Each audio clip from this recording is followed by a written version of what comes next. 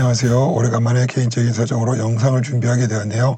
여러분들 설날 건강하시고 새해 복 많이 받으세요. 자, 오늘은 5-3강 초기 인산철 배터리에 대해서 한번 이해를 해보도록 하겠습니다. 여기서 초기 인산철이라고 하는 것은 중국에서 여러분들이 처음 수입했을 때 초기 상태의 인산철을 말합니다. 위에 그림 4개는 제가 중국에서 배터리를 수입을 할 때 업자에게 IR, 즉 Internal Resistance, 내부 저항과 그리고 각 셀들의 전압, 그리고 QR코드 등을 찍어서 보내라고 해서 제가 가지고 있었던 중국의 출발 전, 포장 직전의 4개의 배터리 셀의 상태입니다. QR코드에는 제조사 코드, 그리고 로트 넘버, 그리고 시리얼 넘버들이 다 적혀 있습니다. 따라서 QR코드를 잘 이해를 하면은 이 제조사뿐만 아니라 용량, 그다음에 일렬번호, 그다음에 생산 일자 등도 다 추정해 볼 수가 있겠습니다. 오늘의 중요한 것은 여기에 보시게 되면은 전부 전압들이 3.293 전부 3.293V로 찍혀 있어요. 그리고 물론 이 셀들은 공장에서 출고되어서 도매상에서 상당 기간 동안 이렇게 저장이 되어 있었기 때문에 이 셀 볼테지들이 충전이 안 된 상태로 오랫동안 머물러 있어서 실제 충전 전압이라고 볼 수가 있겠습니다. 하지만 보시게 되면은 1번 셀은 0.9196 밀리옴, 밀리옴이라는 것은 1옴의 1000분지 1입니다. 그러니까 0.196 밀리옴이라고 하는 것은 만분의 1.96옴이라고 볼 수 있겠죠. 아주 미세한 저항입니다. 이 배터리는 배터리 내부에 인터널 리시스턴스, 즉 내부 저항이라는 게 있고요. 이 내부 저항은 온도, 그리고 충전 상태에 따라서 그리고 모두 서로 이렇게 각기 달라집니다. 이 인터널 리시스턴스를 우리가 따져보는 이유 중에 하나는 이것이 같은 동일 조건, 즉 같은 온도와 장기간 보관 상태에서 셀들이 안정화된 상태에서 저렇게 약간씩 0.196, 0.200, 0.201, 0.201 이렇게 나오지 않습니까? 1번 셀이 좀 약간 저항이 좀 낮네요. 이런 이유들은 나중에 이것들이 이제 만충전에 가까웠을 때 저렇게 아주 미세한 양의 내부 저항이 달라지긴 하지만은 만충 상태에 가게 되면은 저들이 상당히 큰 역할을 하게 됩니다. 이러한 인터널 리시스턴스에 대해서는 나중에 한번 따로 별도의 영상을 만들어 보기로 하고요. 어쨌거나 지금 보시다시피 여러분들이 구매를 하실 때 반드시 IR을 요구하시기 바랍니다. IR에 보시게 되면은 저 정도 되면은 그리 나쁜 셀은 아닙니다. 자, 우리가 3.293V라고 하는 것은 충전 상태로 봤을 때는 약 45% 인근에 있습니다. 하지만 이 4개의 셀들이 모두 정확하게 45% SOC에 있다고 볼 수는 없습니다. 따라서 여러분들이 가지고 계시는 멀티미터는 아마 3.29V까지는 측정이 가능할 거예요. 하지만 1000분의 1단위인 3.293, 3.294V까지는 측정을 하는 계측기를 가지신 분이 많지 않을 겁니다. 따라서 여러분들이 믿기에 3.29면은 이 셀들이 전부 동일한 SOC, 즉 충전 상태에서 동일한 충전 값을 가지고 있다고 생각하시면 안 됩니다. 인산철 배터리의 최대 충전 값은 3.65V, 최대 방전치는 2.5V인 것은 여러 차례 말씀을 드렸습니다. 따라서 우리가 3.65, 즉 상층부에다가 모든 4개의 셀의 전압을 맞춰가는 것을 탑 밸런싱, 그리고 제 하단 부분인 2.5V까지 똑같이 다 방전을 시켜놓고 충전을 시키는 것을 우리가 바텀 밸런싱이라고 합니다. 즉 하단부 밸런싱, 상단부 밸런싱, 그렇게 얘기합니다. 자, 그럼 어떤 경우에 탑 밸런싱을 하고 어떤 경우에 바텀 밸런싱을 할까요? 주로 여러분들과 같이 차박을 하시는 분들은 대부분 탑 밸런싱을 합니다. 왜냐하면 차량을 이동하면서 충전을 하고 그 다음에 우리가 관심 있는 것은 만충을 많이 생각을 하죠. 하지만 어떤 경우 예를 들어서 골프카트라든지 RC 비행기라든지 이렇게 갖고 노는 라디오 컨트롤 비행기들 있지 않습니까? 이런 것도 우리가 통제를 하지 못하고 있기 때문에 얼마만큼 방전이 내려가느냐에 또 관심을 갖게 되죠. 따라서 주로 우리 차박을 하시는 캠핑족들은 주로 얼마나 만충을 꽉꽉 채워서 가져갈 거냐 해서 우리가 탑 밸런싱을 많이 하게 됩니다. 이 경우에 우리가 탑 밸런싱을 하는 경우에 가장 중요한 것은 뭐냐? 지난번 시간에도 말씀을 드렸습니다만은 일반적으로 3.45V 셀 값이 이 이하의 부분에서는 대부분 그렇게 셀들이 요동치지를 않습니다. 하지만 우리가 충방종 곡선에서도 익히 많이 여러 번 보았습니다만은 3.5V 구간에서 3.65V, 3.60V까지 올라가는 구간에서는 매우 짧은 시간에 볼테지들이 충전 전압들이 급속히 올라가기 때문에 그 부분에서는 상당히 4개의 셀들이 서로 똑같이 신품이라 할지라도 올라가지가 않습니다. 따라서 이 부분에 우리가 매우 유의해서 봐서 100% 만충을 해보는 그러한 작업을 이퀄라이제이션 또는 적극적으로 하기 때문에 액티브 이퀄라이저 또는 이런 기계들을 이렇게 AEQ라고 말하고 있습니다. 왼쪽에 1번, 2번, 3번 셀들을 보시기 바랍니다. 4번 셀이 여러분이 초기에 인산철을 받았을 때 가장 SOC가 높네요.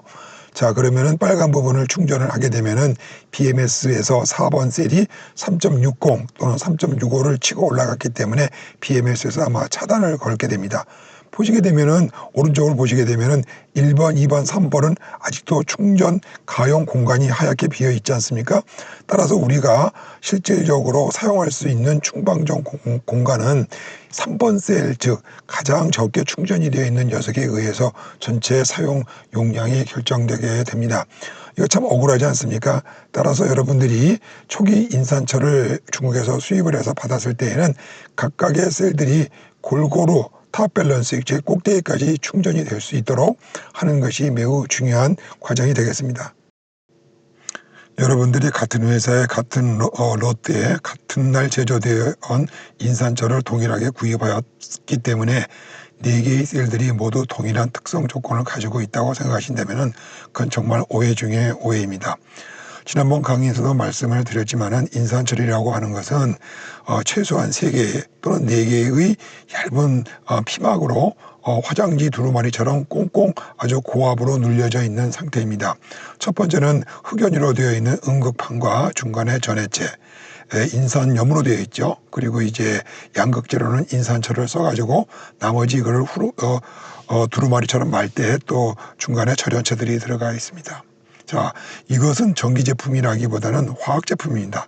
따라서 온도 특성과 그것을 압착을 할 때 여러 가지 특성들이 많이 차이가 나기 때문에 절대로 같은 시간, 같은 날, 같은 옆에 있는 셀이라 할지라도 절대적으로 충전과 방전 특성은 서로 다릅니다. 따라서 이런 것들을 한 번씩 새로 산 다음에 측정을 해보기 위해서 저는 지금 310A짜리 CATL 넘버 4 네 번째 셀의 방전 특성 곡선을 여러분들에게 보여주고 있습니다. 그림에 보시는 것 같이 이 녀석은 310.7A가 나왔어요. 결과적으로는 자, 스타팅 포인트가 얼마였었냐면 3.65에서 방전을 시작을 해가지고 2.5에서 커트를 했습니다. 그래서 나온 곡선이고 방전을 한 암페어는 40A이네요. 그렇죠? 그러니까 310이니까 약 7, 4, 4, 8이 30이 한 8시간 이상 정도 진행이 되면서 그려낸 그래프입니다.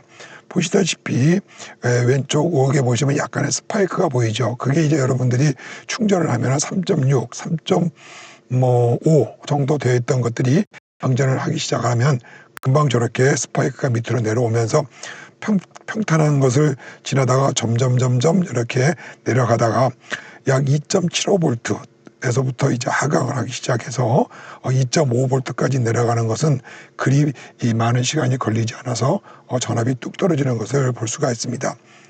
여러분들이 지금 우리가 아까도 말씀드렸지만 약 45% SOC라면은 저렇게 검정띠 부분일 거예요. 그래서 3점 아까 말씀드린 45% 근처라고 우리가 오해를 하더라도 사실 충전 용량이 이 지점일 수도 있고 또 이 지점일 수도 있기 때문에 여러분들이 약간 정밀도가 떨어진 멀티미터를 측정을 해가지고는 이 충전량을 우리가 가늠할 수가 없습니다.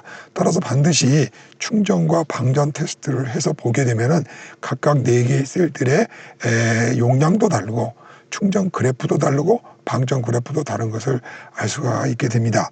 자, 일단 이 그래프를 보시게 되면은 방전 하고 있습니다. 현재 방전을 하고 있습니다. 40A니까 4개 셀이면 12V겠죠. 12V를 40A로 곱하면은 약 한 500W 정도의 지금 그 뭡니까 전열기 또는 밥솥이 한 500W 나오죠. 500W 정도의 밥솥을 걸어 놓으면은 8시간 밥을 할 수 있는 배터리 용량입니다. 상당히 많죠. 자, 그러면은 지금 이제 방전을 걸었을 때 약 저 위에 부분이 우리가 3.3V로 떨어지는 것을 볼 수가 있어요. 그리고 점점 떨어지다가 방전 전압이 2.75V가 되게 되면은 급속히 떨어지는 게 됩니다. 따라서 우리가 사실 사용할 수 있는 인산철의 방전 시 이 유효 전력 구간을 전압 구간을 보게 되면은 3.3V에서 약 2.75V 정도 구간인 것을 볼 수가 있게 되겠습니다. 자, 여러분들이 이제 이런 특성 곡선들을 가지고 4개의 인산철 그 배터리들을 충전과 방전을 해서 그래프를 자세히 보게 되면은 우리가 충전할 때 어떤 셀에서 몇 볼트 근처에서 이 녀석이 발작을 일으키고 또 우리가 특별히 주목을 해야 될 것은 95% 이상 구간, 즉 3.45V를 넘어가는 선에서 어떻게 동작을 하는지들을 우리가 이제 주목해서 볼 수 있게 됩니다. 또한 중요한 구간은 10% 미만, 즉 2.75V 이하로 떨어지는 저 구간도 매우 중요합니다.